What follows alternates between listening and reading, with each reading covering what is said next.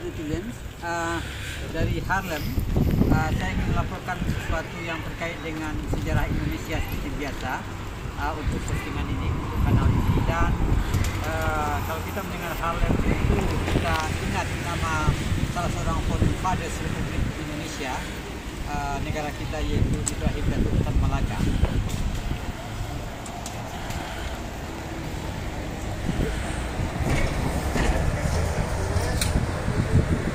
Oke, para sahabat netizen, kali ini saya ingin bercerita mengenai Tan Malaka dari Harlem. Dan kita sekarang berada di jalan besar, tapi di gang ini ada Jacobenestraat, ya. Ini Jacobenestraat, dan disinilah di rumah nomor 7, yaitu di sebelah sana, nomor 7, Ibrahim Datuk Tan Malaka pernah ngekos, ya, di nomor 7 Jacobenestraat, nomor 7 Harlem Road, Harlem, ya. Disebutkan bahwa dia tinggal di Jacobenestraat 7 Road, Harlem. Nah, sebagaimana sudah dicatat dengan lengkap oleh sejarawan Hari Puza dalam bukunya yang laborius itu, Tan Malaka tinggal di sini dengan keluarga Van der Mey, ya, keluarga Van der Mey di atas sana, yang mungkin salah satu di antara 3 kamar di atas barangkali. Dan keluarga Van der Mey ini sebenarnya pindah dari Belgia ke Belanda ketika Belgia diinvasi oleh Jerman dalam Perang Dunia Pertama. Keluarga Van der Mey punya seorang anak laki-laki yang bernama Herman, ya, salah seorang anaknya bernama Herman Van der Mey, dan Tan Malaka akrab dengan dia. Sering Tan Malaka juga berdiskusi tentang sekolahnya dengan Herman.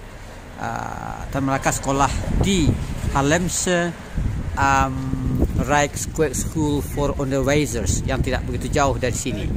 Nah, kita tahu bahwa Tan Malaka hidup di sini cukup pas-pasan, ya, dan sering dia alami sakit juga, kedinginan, ya, dan dia mendapat subsidi atau pinjaman uang dari keluarga Horensma, dan kemudian juga dengan bantuan Ecofonds untuk kontrol resolusi dengan nenek mama dari daerah itu untuk membantu Tan Malaka. Nah, dengan itulah Tan Malaka bisa melanjutkan sekolahnya sampai dia pulang pada tahun 1919. Disebutkan dalam buku Hari Puza bahwa di bawah tempat kos Tan Malaka ini ada toko buku, dan betul bahwa ini adalah toko buku yang dimaksud adalah Harde Vries Boekhandel, yang sering disambangi oleh Tan Malaka untuk membaca buku-buku secara gratis, ya. Nah, kita tahu bahwa Tan Malaka akhirnya sangat anti kapitalis, karena selama tinggal di sini dia juga melihat penderitaan, ya, kemiskinan buruh-buruh yang bekerja di pabrik di Harlem. Satu hal yang kemudian menginspirasinya untuk membantu kaum tertindas, ya. Nah, inilah toko buku De Vries, ya, yang sering dikunjungi oleh Tan Malaka untuk membaca buku secara gratis. Jadi dengan postingan ini saya berharap para sahabat netizen dapat mengingat kembali salah kisah hidup, ya, atau cuplikan dari kisah hidup salah seorang founding fathers Republik Indonesia, Ibrahim Datuk Tan Malaka. Tan Malaka berada di Harlem ini sejak tahun 1913, dan dia tinggal di Jacobenestraat nomor 7 ini kira-kira 2 atau 3 tahun kalau saya tidak salah, sebelum pindah ke satu tempat lain, ya, yang juga di Harlem. Nah, para sahabat netizen, saya berharap kalau anda berkunjung melancong ke Belanda dan saya harap anda juga bisa berkunjung ke Haarlem ini dan melihat tempat kos Ibrahim Datuk Tan Malaka, salah seorang tokoh Republik kita yang telah ikut memberi sumbangan pikiran terhadap berdirinya Republik Indonesia.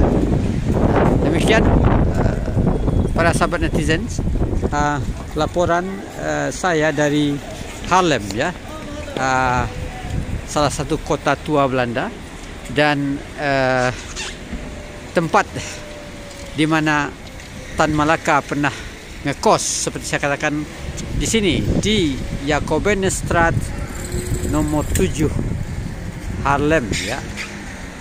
Sekali lagi di Jacobenstraat nomor 7 Haarlem, di dekat toko buku H. de Vries Boekhandel, ya, yang menjadi tempat Tan Malaka membaca buku-buku secara gratis, terutama buku-buku yang terkait dengan